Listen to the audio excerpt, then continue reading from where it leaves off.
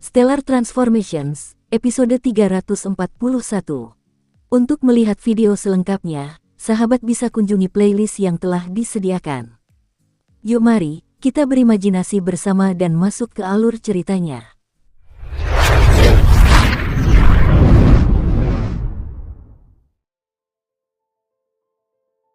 Qin Yu berjalan memasuki taman terpencil di sisi timur Istana Qin. Dengan gerakan tangannya, ia pertama-tama mengeluarkan mutiara spiritual transmisi alam abadi, iblis, dan setan. Setelah meneliti isinya dengan kesadaran ilahinya, Qin Yu sedikit terkejut. Kaisar Api, Wulong. Qin Yu terdiam cukup lama. Pesan ini dikirim oleh Kaisar Api. Isi pesannya adalah, Saudara Qin Yu, alasan saya menghubungi Anda adalah untuk menyampaikan pesan dari Kaisar Iblis Asura saat ini. Kaisar Iblis Asura, Wulong, akan datang mengunjungi Anda hari ini. Oh, benar, saya lupa memberitahu Anda bahwa Kaisar Iblis Asura Wulong adalah Kaisar Iblis Asura yang baru diangkat. Kekuatannya juga setara dengan Kaisar Iblis tingkat 9. Selain itu, di belakangnya berdiri dua Kaisar Iblis tingkat 9, Mo Luo dan Mo Kong. Dapat dikatakan bahwa Wulong saat ini adalah penguasa absolut alam iblis. Saya harap Saudara Qin Yu menganggap pertemuan ini penting. Qin Yu baru bisa mengingatnya setelah tertegun beberapa saat. Wulong, bukankah Wulong itu ahli alam iblis dari saat aku memecahkan segel di pintu masuk kuil dewa yang mempesona, yang pernah mengatakan bahwa dia akan mampu mencapai tingkat Kaisar Iblis 9 dalam 100 tahun.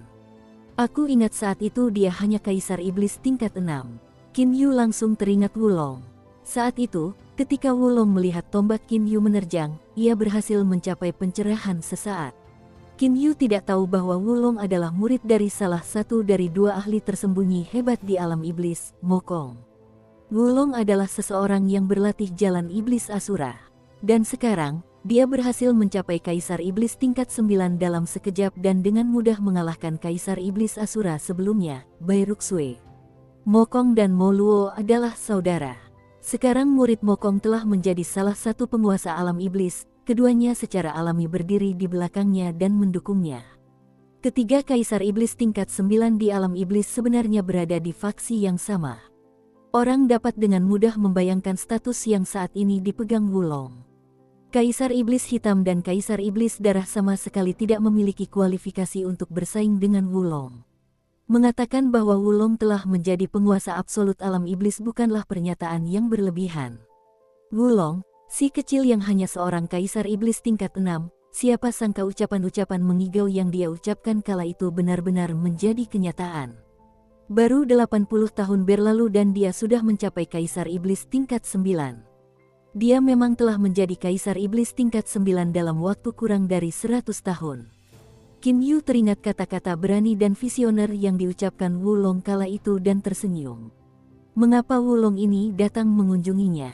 Qin Yu tersenyum. Dia membalikkan tangannya dan mengeluarkan mutiara spiritual transmisi lainnya. Dia percaya bahwa Wulong tidak memiliki permusuhan dalam kunjungannya. Lebih jauh lagi, di alam abadi, iblis, dan setan, akan menjadi keberuntungan bagi orang lain jika Qin Yu tidak datang dan membuat masalah bagi mereka. Orang lain datang untuk membuat masalah baginya, seperti telur yang dilempar ke batu, kita tidak bisa menyalahkan batu jika telurnya pecah. Dengan sapuan kesadaran ilahinya, ekspresi Qin Yu menjadi serius. Akhirnya dimulai juga, sudut bibir Qin Yu sedikit terangkat. Pesan ini dikirimkan oleh penguasa hukuman emas, Yang Mulia Liu Xing, kesengsaraan ilahiku akan tiba dalam 1 tahun lagi. Aku ingin kau segera kembali ke bintang hukuman emas. Pertama, aku ingin kau hadir selama kesengsaraan ilahiku. Kedua, ada masalah yang sangat penting yang menunggumu. Masalah ini berkaitan dengan posisi penguasa hukuman emas. Aku memperkirakan bahwa penguasa hukuman emas yang baru akan dipilih antara kau dan wakil ketua sekte Liulan. Karena itu, kau harus memastikan untuk kembali ke bintang hukuman emas sebelum tanggal kesengsaraan ilahiku. Jika kau kembali terlambat dan Liulan menjadi penguasa hukuman emas, maka kau tidak bisa menyalahkan siapapun kecuali dirimu sendiri. Dengan gerakan tangannya, Qin Yu menyimpan mutiara spiritual transmisi. Penguasa hukuman emas, Qin Yu menatap ke arah utara. Seolah-olah dia melihat menembus langit kosong dan melihat bintang hukuman emas. Aku masih belum melihat 3 harta warisan agung alam bintang gelap. Aku pernah mendengar bahwa dari 3 harta warisan agung itu, yang dimiliki penguasa hukuman emas adalah yang terkuat. Senyum tipis muncul di sudut bibir Qin Yu. Aku mungkin sebaiknya mengambil posisi sebagai penguasa hukuman emas. Lagi pula, setelah memiliki harta warisan, aku juga bisa memamerkannya secara terbuka selama kesengsaraan ilahi karena toh aku harus mengembalikan benda itu pada akhirnya. Qin Yu yakin akan hal itu. Dia yakin bahwa bahkan jika para ahli puncak alam ilahi menyadari bahwa dia telah menggunakan harta warisan selama kesengsaraan ilahinya, mereka tetap tidak akan peduli. Itu karena setiap penguasa hukuman emas berikutnya telah menggunakan harta warisan. Lebih jauh lagi, pada akhirnya, dia tetap harus mengembalikannya ke alam bintang kegelapan. Qin Yu tidak pernah berpikir untuk membawa harta karun itu ke alam ilahi. Jika dia melakukannya, itu berarti dia telah menempatkan dirinya sebagai musuh semua senior di alam bintang kegelapan. Air mata air yang mengalir. Melewati air mata air yang jernih di mana kerikil di bawah air terlihat jelas, di samping aliran air mata air kecil, di dalam hutan bambu terdapat sebuah rumah paviliun bambu yang elegan. Ini adalah kediaman Qin Yu. Qin Yu tidak suka berada di istana Qin. Sebaliknya, ia menyukai lingkungan alam yang tenang. Biasanya, Qin Yu menyendiri. Hanya sesekali ia pergi menemani saudara-saudaranya atau juniornya. Yang mulia ketiga, Yang mulia Kaisar Iblis Asura dari alam iblis telah tiba. Qiu Wei berjalan mendekat bersama seorang pemuda. Saat itu, Qin Yu sedang menggulung celananya dan duduk di atas batu di tepi aliran air. Kakinya terendam air. Dia menikmati sensasi air yang mengalir di sekitar kakinya. Wulong, pemuda yang pernah mengatakan bahwa dia akan mampu mencapai level Kaisar Iblis tingkat 9 dalam 100 tahun dan Kaisar Iblis Asura saat ini. Qin Yu masih duduk. Dia membelakangi keduanya. Senior Qin Yu, junior ini tepatnya Wulong. Wulong sangat menghormati. Meskipun ia telah menjadi Kaisar Iblis tingkat 9 dan penguasa mutlak alam iblis, Wulan masih sangat menghormati Qin Yu. Pertama, dari serangan tombak yang ditunjukkan Qin Yu saat itu, Wulan tahu dengan jelas bahwa dirinya yang sekarang pun jauh lebih rendah daripada Qin Yu. Dan alasan kedua adalah ia percaya bahwa Qin Yu telah memberinya anugerah berupa ajaran-ajarannya. Melihat betapa sopannya Wulong, Qin Yu mengangguk dalam hatinya. Qiu Wei, kamu bisa pergi beristirahat, kata Qin Yu. Ya, yang mulia ketiga, kata Qiu Wei dengan hormat. Kemudian dia meninggalkan tempat itu. Namun, Wulong menjadi bingung. Dewa langit yang tadi, mengapa dia memanggil senior Qin Yu sebagai yang mulia ketiga? Wulong tidak banyak mengetahui tentang urusan Qin Yu di alam fana. Ada urusan apa yang membawamu kemari? Tanya Qin Yu acuh tak acuh. Ia masih belum menoleh. Wulong berkata dengan hormat, junior ini datang untuk menyampaikan rasa terima kasihnya kepada senior Qin Yu. Seandainya senior tidak menunjukkan serangan tombak itu, maka Wulong yang sekarang tidak akan ada. Meskipun senior bukanlah guru junior ini, senior telah memperlakukan junior ini seperti seorang guru. Wulong, ucapanmu terlalu serius. Dulu, ketika aku memecahkan segel itu, bukan hanya kau, 71 kaisar lainnya juga melihatnya. Namun, mereka tidak mampu memahaminya. Kau, sebaliknya, mampu. Ini adalah bakatmu sendiri, kemampuanmu sendiri. Ini tidak banyak hubungannya denganku, kata Qin Yu dengan acuh tak acuh. Namun, hati Wulong sama sekali tidak goyah. Hal-hal yang telah ia tetapkan tidak mungkin diubah hanya dengan kata-kata. Senior Qin Yu, junior ini datang hari ini karena ingin senior melihat teknik tombak junior ini. Apakah senior bersedia melihatnya? Wulong masih menggunakan nada hormat saat mengucapkan kata-kata itu. Qin Yu menolehkan kepalanya. Teknik tombak, senyum muncul di wajah Qin Yu. Bagus, kau bisa menggunakannya dan memperlihatkannya padaku. Kau tidak perlu menggunakan energi untuk itu. Ya, Wulong segera berdiri tegak seperti lembing. Dia mengulurkan tangan kirinya dan sebuah tombak panjang berwarna merah tua muncul di telapak tangannya. Wulong berkata, senior Qin Yu, dulu, saya berhasil memperoleh pemahaman tertentu saat melihat teknik tombak senior. Setelah saya kembali, saya menghabiskan total 77 tahun dan akhirnya berhasil menciptakan rangkaian teknik tombak ini. Saya tidak mampu seperti senior dan memadatkan semua dao yang lebih besar menjadi satu serangan dan hanya mampu menyebarkan pemahaman saya dalam 9 bentuk berbeda untuk menciptakan rangkaian 9 bentuk api darah. Saat ia mengatakan itu, tangan kiri Wulong tersentak. Tombak merahnya terlepas dari tangannya. Rangkaian teknik tombak ini sangat ganas. Terdapat lapisan demi lapisan siluet tombak. Dalam sekejap, seluruh langit dipenuhi siluet tombak. Seolah-olah lautan darah memenuhi langit. Teknik tombak 9 bentuk itu, setiap serangannya lebih kuat dan ganas dari sebelumnya. Lebih jauh lagi, mereka terus menyerang tanpa terkecuali. Merusak, teriakan pelan. Seketika itu, lautan darah yang tak berujung itu lenyap. Yang menggantikannya adalah panah darah yang terkondensasi.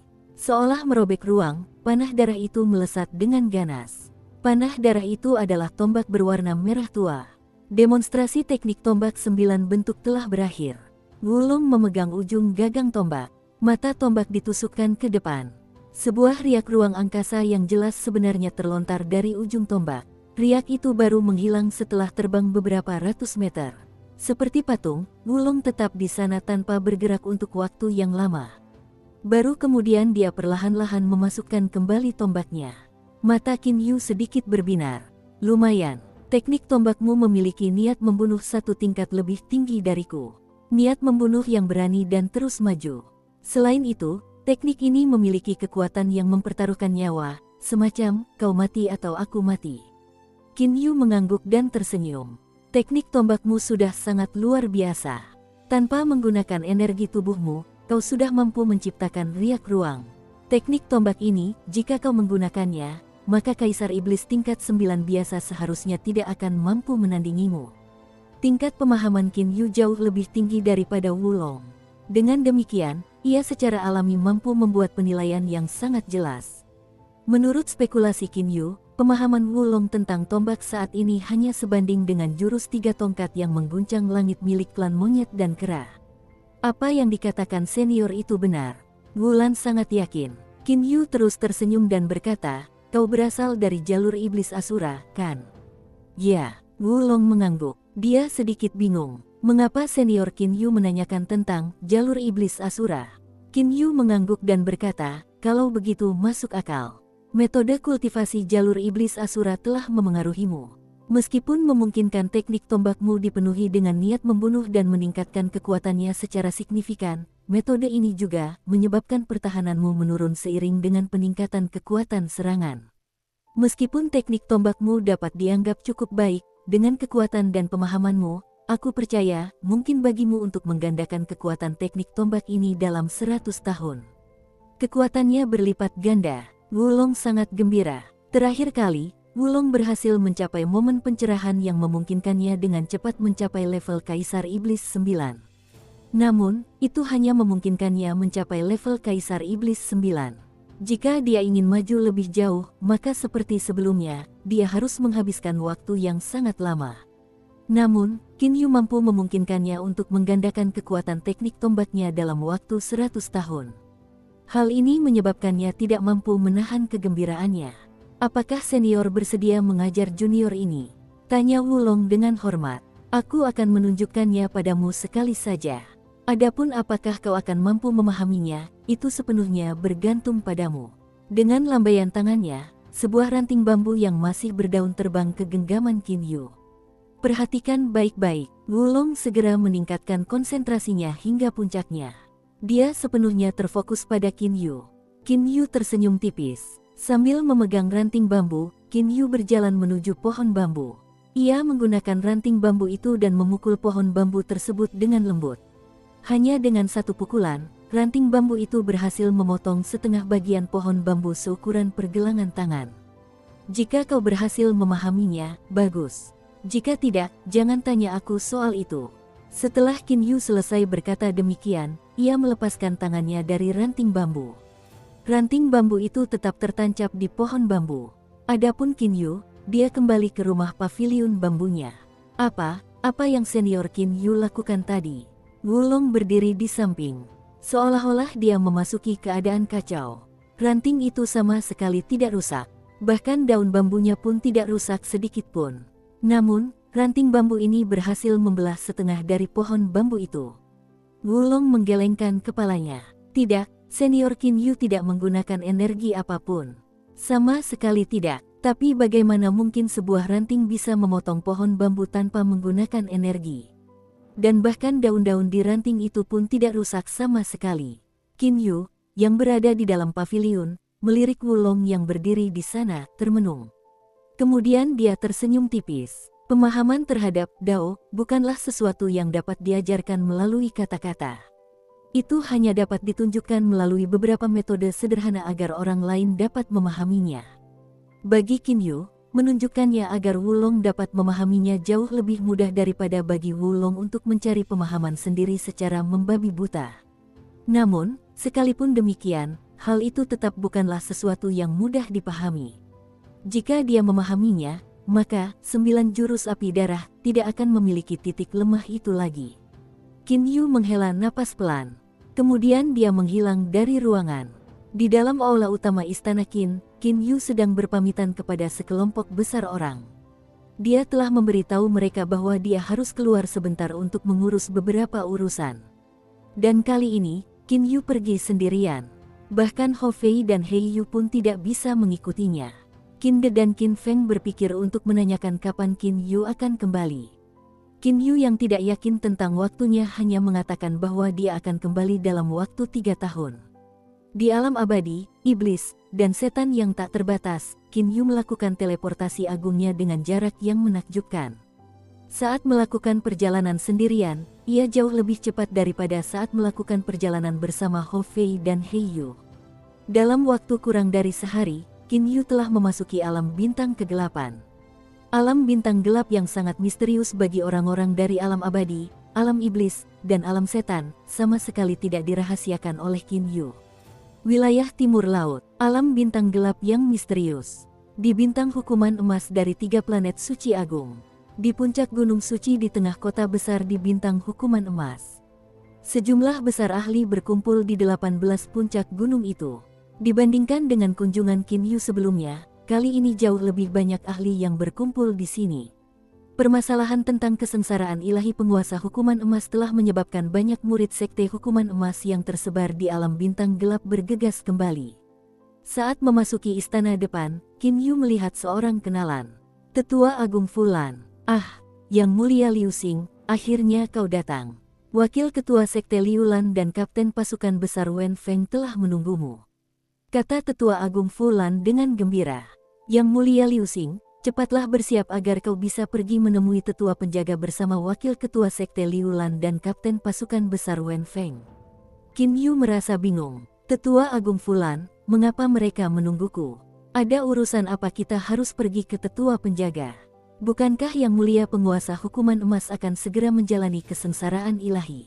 Tanya Qin Yu berturut-turut. Tetua Agung Fulan berkata dengan heran, Yang Mulia Liu Xing, Anda bahkan tidak tahu tentang ini. Meskipun kesengsaraan ilahi yang mulia cukup penting, masalah mengenai penerus berikutnya untuk penguasa hukuman emas bahkan lebih penting. Yang Mulia Liu Xing, Anda, Wakil Ketua Sekte Liulan, serta Kapten Pasukan Besar Wen Feng semuanya memenuhi syarat untuk bersaing memperebutkan posisi penguasa hukuman emas.